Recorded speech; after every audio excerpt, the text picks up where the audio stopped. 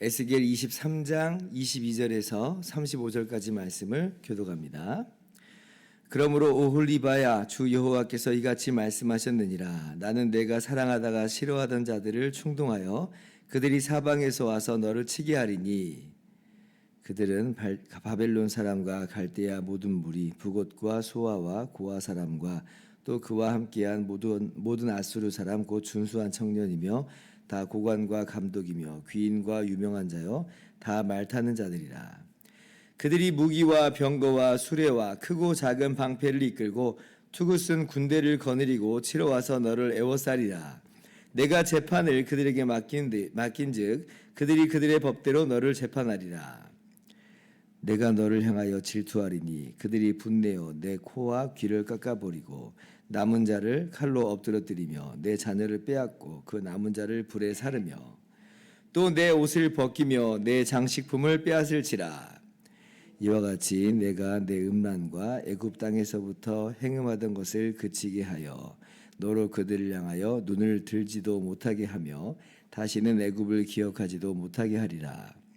주 여호와께서 이같이 말씀하셨느니라. 나는 내가 미워하는 자와 내 마음에 싫어하는 자의 손에 너를 붙이리니 그들이 미워하는 마음으로 내게 행하여 내 모든 수고한 것을 빼앗고 너를 벌거벗은 몸으로 두어서 내 음행에 벗은 몸 곧 내 음란하며 행음하던 것을 드러낼 것이라. 내가 이같이 당할 것은 내가 음란하게 이방을 따르고 그 우상들로 더럽혔기 때문이로다. 내가 내 형의 길로 행하였은즉 내가 그의 잔을 내 손에 주리라. 주 여호와께서 이같이 말씀하셨느니라. 깊고 크고 가득히 담긴 내 형의 잔을 내가 마시고 고웃음과 조롱을 당하리라. 내가 내 형 사마리아의 잔 곧 놀람과 패망의 잔에 넘치게 취하고 근심할지라. 내가 그 잔을 다 기울여 마시고 그 깨어진 조각을 씹으며 내 유방을 꼬집을 것은 내가 이렇게 말하였음이라. 주 여호와의 말씀이니라. 같이요. 그러므로 주 여호와께서 이같이 말씀하셨느니라. 내가 나를 잊었고 또 나를 내 등 뒤에 버렸은즉 너는 내 음란과 내 음행의 죄를 담당할지니라 하시니라. 아멘. 할렐루야. 하나님의 크신 은혜와 평강이 오늘도 변함없이 여러분 가운데 가득 넘치기를 주님의 이름으로 축원합니다. 오늘 말씀은 어저께에 이어서 계속 오홀라와 오홀리바, 그러니까 북이스라엘과 남유다 나라의 이 영적 간음에 대한 하나님의 심판의 메시지입니다. 그런데 우리가 어저께도 함께 읽어보았지만요, 성경에서 정말 엄청 적나라하게 적어 놓았죠. 낯뜨거워서 읽기도 참 어려운 부분입니다. 그러면서 한번 상상을 우리가 한번 해보는 거예요. 물론 이러한 이 간음의 이 묘사는 하나님을 떠난 이스라엘의 우상 숭배의 모습, 세상을 사랑하면서 세상을 의지하는 바로 그 모습을 이렇게 이제 한 아내의 이 간음의 모습으로 이제 묘사를 한 것인데, 근데 한번 어떻게 상상을 하는 거냐면 정말 이게 진짜 결혼한 사이에서 이런 일이 벌어졌다라고 한번 생각을 해보는 거예요. 지금 남편이 이거를 알아요. 지금 이 묘사의 모습을 이게 지금 은밀하게 숨겨진 게 아니라 이 남편이 다 안다고 한번 생각을 해보세요. 그러면 어떨까요? 그 남편의 마음은 정말 찢어지는 마음이 있겠고요. 그리고 지금 이 묘사들을 볼 때 어떤 사람이 지금 제정신으로 이걸 그냥 지켜볼 수 있겠어요? 눈이 돌아가겠죠.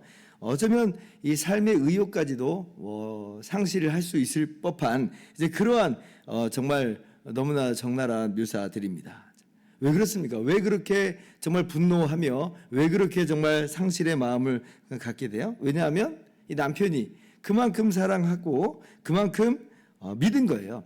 여러분, 만약에 남편이 뭐 사랑도 안 하고 뭐 믿지도 않고 이제 그러잖아요. 뭐 그러면 뭐 지금 이렇게 뭐 화낼 일을 아닐 겁니다. 그냥 쿨하게 끝낼 거예요. 너 그랬어? 그래, 또 끝이야. 라고 그냥 쿨하게 끝낼 건데, 근데 이게 이제 쿨하게 끝낼 수가 없는 것. 왜 그래요? 사랑함이라고 하는 것은 이제 그렇게 끝낼 수가 없는 거예요. 사랑한 만큼 그 상실감이 크고 사랑한 만큼 배신감이 큰 법입니다.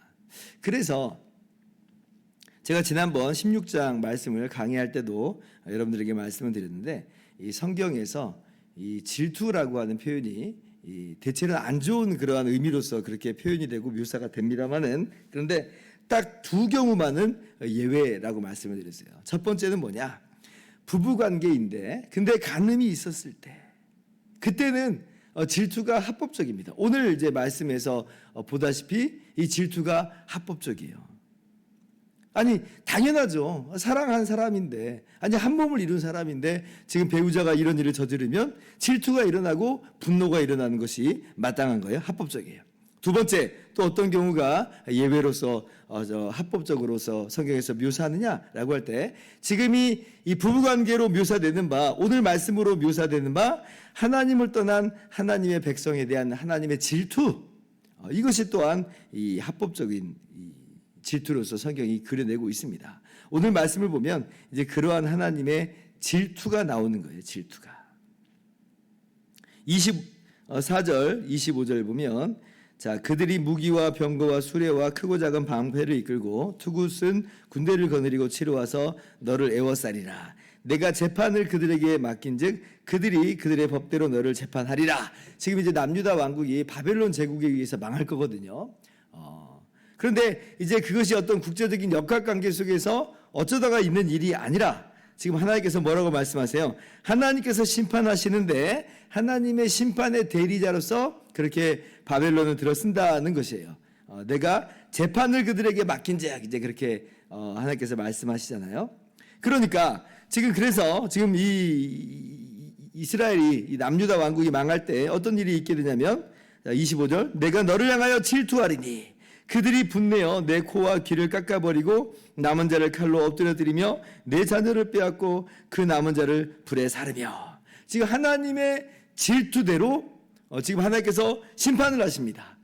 지금 바벨론이 지금 자행하는 이 모든 이스라엘의 이 멸망, 이스라엘을 쓸어버리는 이 모든 일이 하나님의 질투의 어떤 양상으로서 나타난다는 거예요. 근데 그 질투의 양상이라고 하는 게 너무나 정말 끔찍하죠. 아니 코와 귀를 깎아버리고 칼에 죽이고 뭐 자녀를 빼앗고 불에 태우고 얼마나 끔찍합니까?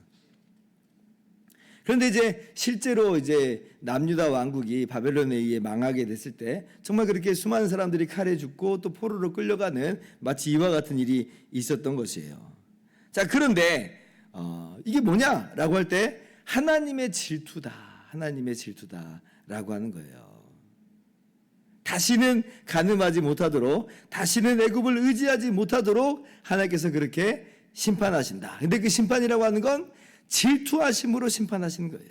그래서 27절, 이와 같이 내가 내 음란과 애굽 땅에서부터 행음하던 것을 그치게 하여 너로 그들을 향하여 눈을 들지도 못하게 하며 다시는 애굽을 기억하지도 못하게 하리라. 그래서 하나님께서 마치 남편으로서 질투하셔서 이렇게 이방을 들어서, 오히려 이스라엘이 사랑했던 그 이방을 들어서 이스라엘이 심판하신다라고 하는 것이 오늘 말씀의 내용입니다.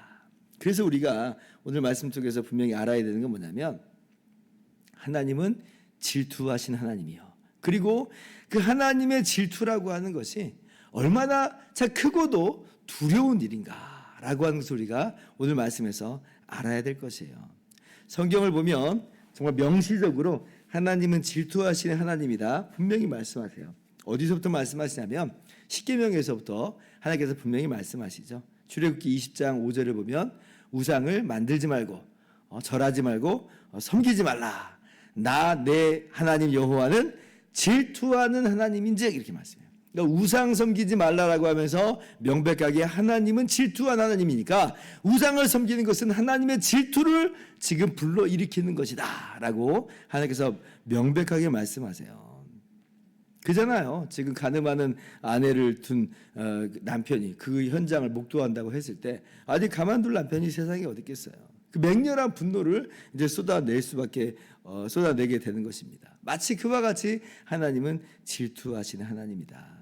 그래서 이제 이스라엘이 출애굽할 때 이러한 하나님의 질투의 모습이 이렇게 그려진 적이 있는데요. 이스라엘이 이제 모압 평지에서 이제 가나안 땅 들어가기 직전인데, 그때 그만 이 모압 평지에서 미디안 여인들과 음행을 저지르고, 그리고 그들의 우상 이 제의에 이스라엘이 참여하게 됩니다. 그러니까 음행도 하고 우상 숭배도 하는 일이 있게 된 거예요. 그러니까 그때 하나님께서 분노하시고 진노하심으로 전염병을 일으키셔서 24,000명이 죽습니다. 광야 40년 동안 가장 많이 죽은 케이스예요. 그런데 이제 그 하나님의 질투가 어떻게 이제 나타나냐면, 백성의 지도자들을 다 처형하라는 겁니다. 왜냐하면 그들이 앞장서서 지금 이렇게 우상을 섬기는 일에 나섰기 때문에 처형하라 말씀하세요. 근데 이제 버젓이 그럼에도 불구하고 시므온 지파의 시므리라고 한 사람이 고습이라고 하는 미디안 여인과 함께 자기 장막에 들어가요. 그걸 이제 비느하스, 제사장 비느하스가 봐요. 그러니까 비느하스가 창을 들고 따라가 가지고 그 장막에서 한 창에 그 남녀를 배를 찔러서 깨어서 죽입니다. 그러니까 우리가 볼 때 정말 너무 잔인하고 너무 끔찍한 그러한 모습이잖아요. 아니, 어떻게 저렇게 잔인하게 사람을 죽일 수 있는가라고 하는데, 근데 하나님께서 그때 뭐라고 말씀하시냐면, 비느하스가 나의 질투심으로 질투했다, 그렇게 얘기해요. 나의 질투심으로 질투했다. 그래서 오히려 비느하스를 칭찬하시고 영원한 제사장 직분의 언약까지 주십니다. 이게 뭐냐? 하나님의 질투가 정말 그렇게 맹렬하다는 것이고, 하나님의 질투가 그렇게 무섭다라고 하는 거예요. 하나님이 너무한 게 아니고요, 그게 남편이에요. 그게 남편이에요. 정말 사랑했다는 거예요. 30절, 그래서 이렇게 심판을 당하는 이스라엘의 모습, 유다의 모습은 자업자득인 거예요. 내가 이같이 당할 것은 내가 음란하게 이방을 따르고 그 우상들로 더럽혔기 때문이로다. 35절도 마찬가지로 말씀하시죠. 같이 읽어봅시다. 시작. 그러므로 주 여호와께서 이같이 말씀하셨느니라. 내가 나를 잊었고 또 나를 내 등 뒤에 버렸은즉 너는 내 음란과 내 음행의 죄를 담당할지니라 하시니라. 하나님께서 이스라엘을 너무 사랑하세요. 이스라엘을 정말 사랑하시는 만큼 하나님께서는 질투하십니다. 하나님은 절대로 양보하지 않으세요. 그래도 괜찮아 라고 하신 하나님이 절대로 아닌 거예요. 극단적으로 예를 든다면, 하나님께서 남편이, 어떤 아내가 아내를 99일 동안 함께 있고 하루는 딴 남자랑 같이 있게 하겠어요? 세상에 그런 남편이 있겠어요? 정상적인 남편이라면? 절대로 그런 일은 없는 거예요. 마치 하나님께서는 이스라엘에게 정말 그런 전적인 사랑을 원하십니다. 하나님이 그렇게 사랑하세요. 이스라엘도 하나님을 그렇게 사랑하기를 원하세요. 오늘 우리의 삶의 모습을 우리가 돌아봤으면 좋겠어요. 하나님이 우리에게 어떠한 모습을 원하시는가? 정말 남편이 부인을 사랑하듯, 부인이 남편을 사랑하듯 전적으로 그렇게 하나님을 사랑하는 그런 모습이 오늘 우리의 마땅한 삶의 모습인 것이에요. 우리를 향한 하나님의 놀라운 사랑과 정말 그 은혜를 바라보면서 우리도 그렇게 하나님을 사랑하면서 나아갈 수 있기를, 그런 하루가 될 수 있기를 주님의 이름으로 축원합니다. 기도하겠습니다.